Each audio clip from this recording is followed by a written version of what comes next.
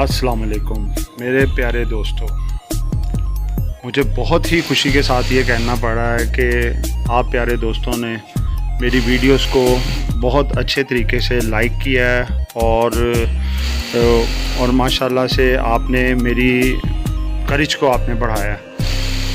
दोस्तों, मैं आपको एक बात बताऊं कि पाकिस्तान स्टॉक एक्सचेंज में काम करना आसान भी है और बहुत मुश्किल भी है।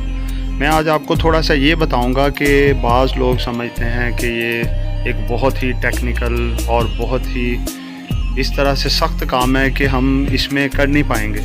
लेकिन अगर आप थोड़ा सा आज मेरी वीडियो थोड़ी सी उस रेफरेंस से भी है कि जो नए इन्वेस्टर्स हैं, जो नए छोटे इन्वेस्टमेंट के लिहाज से पाकिस्तान स्टॉक मार्केट में इन्वेस्टमेंट करना चाह रहे हैं, मैं उनके लिए आज थोड़ा ब्रीफिंग भी करना चाह रहा हूँ कि इसमें आप आएँ, बिल्कुल आएँ और अगर थोड़े पेशेंस से इसमें काम करेंगे ना तो आप अल्हम्दुलिल्लाह अर्न करेंगे। लेकिन पहले थोड़ा सा सीखें, समझें कि ये क्या चीज़ है, इसमें हमने क्या करना है, कैसे बाइंग करनी है, कैसे सेलिंग करनी है, किस तरह से हमने रिस्क के फैक्टर्स को मिनिमाइज़ करना है। सिर्फ ये नहीं कि आपको किसी ने कहा जी ये चीज़ ले लो, आपने बाय की और वो उसमें आपको फ़ायदा हो गया या नुकसान हो गया। नहीं, आप देखें, समझें कि क्या है चीज़, वो किस तरह से हमने उसमें तो मेन चीज़ है कि आपको मैं थोड़ी सी टेक्निक्स ये भी बताऊंगा कि आप अगर आप इसमें फील्ड में आ रहे हैं, नए आप काम करने वाले हैं, तो थोड़ा सा आप ये देख के चलें कि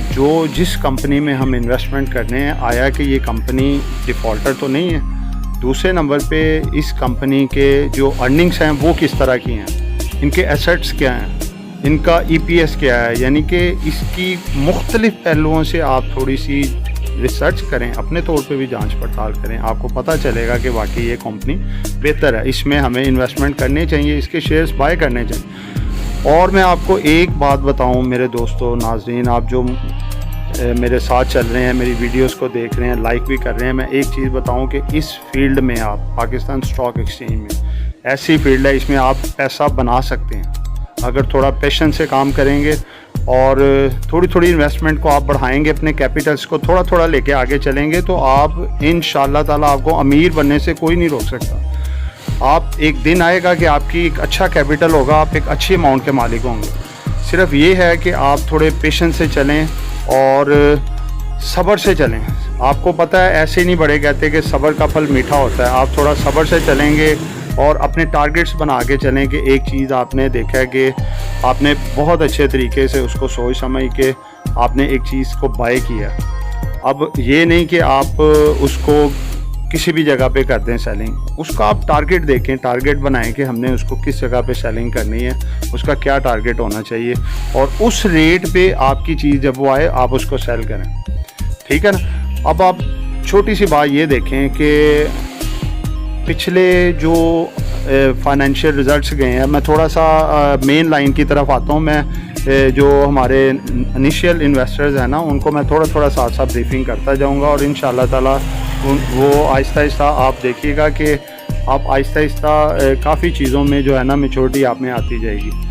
तो अब मैं थोड़ी सी एक और मेन जो इस वक्त करंट सिचुएशन मार्केट की चल रही है उस तरफ आता हूँ कि आप देखें कि मार्केट अभी भी थोड़ा प्रेशर में है अभी, क्योंकि इसके 2-3 फैक्टर्स हैं। नंबर एक तो डॉलर जो है वो एक ऊंची पोजीशन मेंटेन किया हुआ है, ठीक है ना, और अभी अनसर्टेनिटी बहुत ज़्यादा है, पॉलिटिकल भी। और दूसरे नंबर पे जो मामला वही हुआ है कि जी अमेरिकन जो पार्लियामेंट में बिल अभी तक वहाँ पे मौजूद है कि इसका क्या फ़ैसला आता है, क्या है। इन्वेस्टर उससे डरा हुआ है कि कहीं पाकिस्तान पे कोई पाबंदियाँ ना लग जाएँ या कोई मसला ना हो जाए, ये ना हो। उस वजह से अभी बहुत ज़्यादा पैनिक है मार्केट में, लेकिन फिर भी मार्केट काफ़ी हद तक स्टेबल है। लेकिन एक बड़ी खुशाइन बात आप देखें कि जितनी कंपनीज़ के जो फाइनेंशियल रिज़ल्ट्स आ रहे हैं वो एक बहुत ही अच्छे और तसल्ली बख्श रिज़ल्ट पिछले जो ड्यूरेशंस में आते रहे हैं उनमें कोई इतना खातर खा इजाफा नहीं होता था। मैं आपको 2-4 की एग्जांपल्स देता हूं। जैसे आप देखें इसमें SS ऑयल है, इसकी जो पिछले साल की जो EPS है ना, जो इसकी अर्निंग है पर ईयर, वो थी 5.06 ₹5.06, जो कि इसने इम्प्रूव करके इस दफ़ा इसकी 55.06 आई, यानी कि ₹55.06। आप ये देखें कि इसकी राउंड अबाउट से 55 पे अर्निंग आ गई है माशाल्लाह, यानी कि कितना इसने ग्रो अप किया। तो इन्वेस्टमेंट इसमें करना बहुत बेहतर होगा क्योंकि इसने बहुत ज़्यादा इम्प्रूव किया है, इसकी EPS बहुत बेहतर हुई है।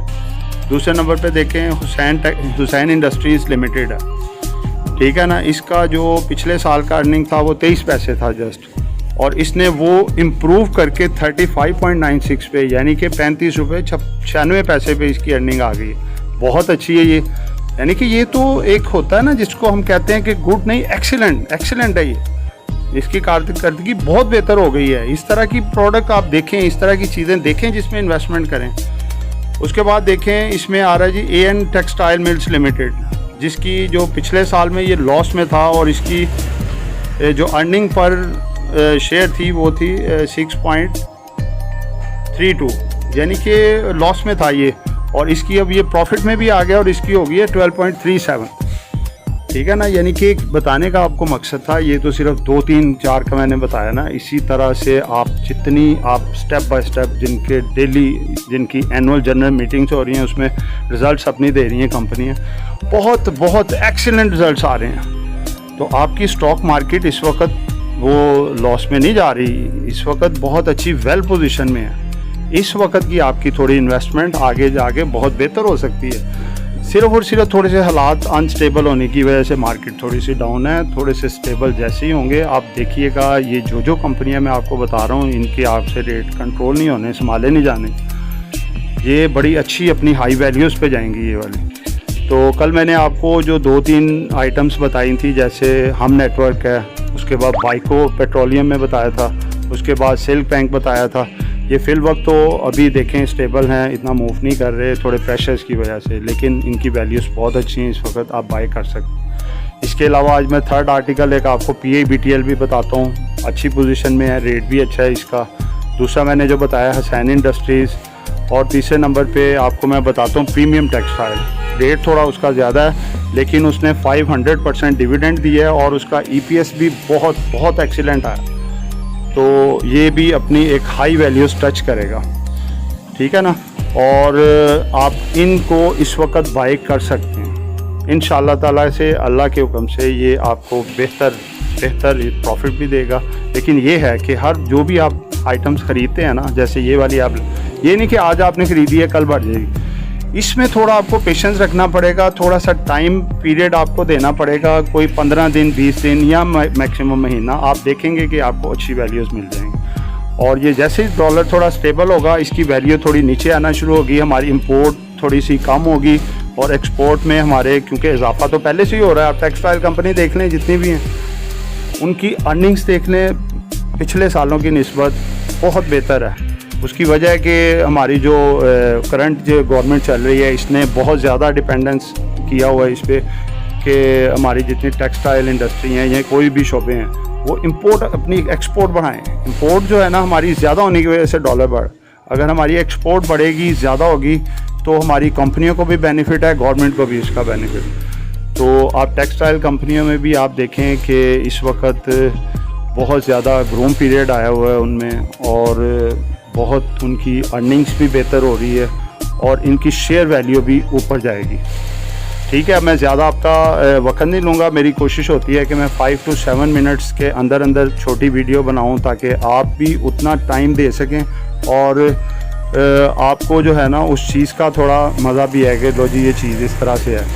तो इंशाल्लाह मैं आगे जाके आपको थोड़ी और बेहतर और सॉलिड इन्फॉर्मेशन भी दूंगा और आइटम्स भी ऐसी बताऊंगा जो आपके लिए ब्लू चिप्स भी होंगी और आपका मुकद्दर भी बदलेगी इंशाल्लाह। ये मेरा चैलेंज है कि आप अगर कॉन्टीन्यूस मेरे साथ जुड़े रहेंगे, मैं आपको कुछ आइटम्स ऐसी बताऊंगा जो अकॉर्डिंग टू सिचुएशन होगी और आपकी मनी को डबल करेंगे इंशाल्लाह अल्लाह के हुक्म से, ठीक है। तो इसके साथ मुझे इजाज़त दीजिए, कल मैं नई सिचुएशन के साथ, नए आर्टिकल्स के साथ आपकी खिदमत में दोबारा हाजिर होऊंगा। आमिर शहजाद, मुझे इजाज़त दीजिए, अल्लाह हाफ़िज़।